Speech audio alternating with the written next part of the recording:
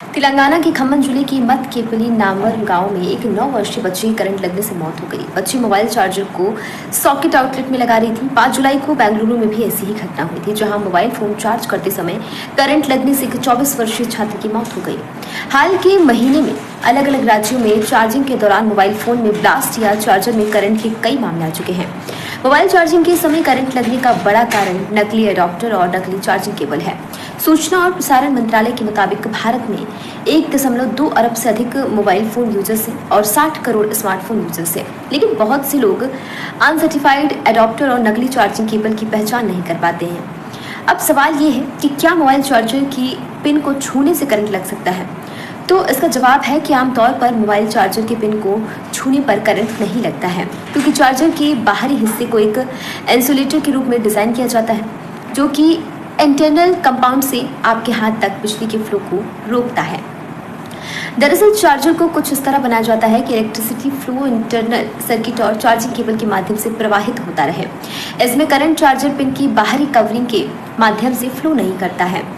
हालांकि कुछ परिस्थितियों में संभावित रूप से मोबाइल चार्जर से बिजली का जो झटका है वो लग सकता है। इसी के साथ सवाल ये है कि मोबाइल चार्जर से करंट लगता कब है, कब खतरा रहता है? तो इसका जवाब है कि हर इंसान के शरीर में बिजली के प्रति प्रतिरोधक क्षमता जो होती है अलग अलग होती है, जबकि एक मोबाइल चार्जर लगभग 5 वोल्ट और 2 एम्पियर का आउटपुट देता है, जो हमारे शरीर की बिजली प्रतिरोध की क्षमता को भेदने के लिए पर्याप्त नहीं है। चार्जर आउटपुट टर्मिनल को जीभ या शरीर के किसी घायल हिस्से से लगाने पर हल्का सा बिजली का झटका लग सकता है। कई बार ऐसा करना खतरनाक भी हो सकता है। हालांकि ये चार्जर की क्वालिटी पर भी निर्भर करता है।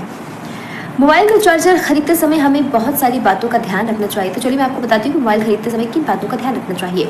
आजकल कई मोबाइल कंपनियां कई स्मार्टफोन खरीदने पर एडाप्टर नहीं देती हैं, स्मार्टफोन के साथ सिर्फ चार्जिंग केबल ही देती हैं और एडाप्टर आपको खुद ही खरीदना पड़ता है। ऐसे में कई बार लोग ऑनलाइन या ऑफलाइन सस्ते वाले जो एडाप्टर्स होते हैं वो खरीद लेते हैं, जो बाद में हादसों का कारण बन जाता है। स्मार्टफोन के एडाप्टर पर कुछ सिंबल होते हैं जिससे आप पहचान सकते हैं असली नकली। यह सिंबल एडाप्टर की सेफ्टी को दर्शाते हैं। हर सिंबल का अर्थ अलग अलग होता है। मोबाइल फ़ोन चार्ज करते समय किन बातों को ध्यान रखना चाहिए? आज की फास्ट होती दुनिया में स्मार्टफोन हमारी ज़िंदगी का एक अनिवार्य हिस्सा बन गया है, ज़रूरी हिस्सा बन गया है। लेकिन कई ज़रूरी कामों के लिए हम हर रोज़ मोबाइल फ़ोन का इस्तेमाल करते हैं। ऐसे में स्मार्टफोन की जो बैटरी है उसको सुरक्षित बनाए रखने के लिए चार्जिंग के दौरान कुछ बातों का विशेष ध्यान रखना चाहिए।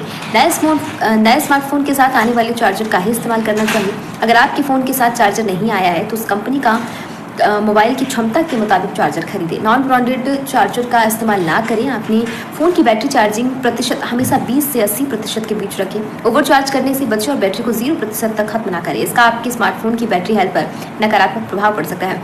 अब जब चार्जर बिजली के सॉकेट में लगा हो तो स्मार्टफोन का इस्तेमाल ना करें, क्योंकि इससे विस्फोट का खतरा हो सकता है। आंधी तूफान बारिश जैसी स्थिति में मोबाइल फ़ोन को चार्ज करने से बचना चाहिए, क्योंकि इस दौरान वोल्टेज कम या ज़्यादा होने का खतरा रहता है। इससे फ़ोन और चार्जर दोनों को नुकसान हो सकता है।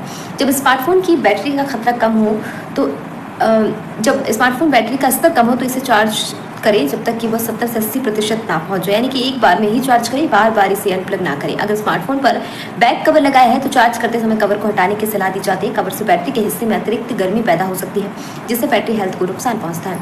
हालांकि ऐसा हर एक फ़ोन के साथ नहीं होता है।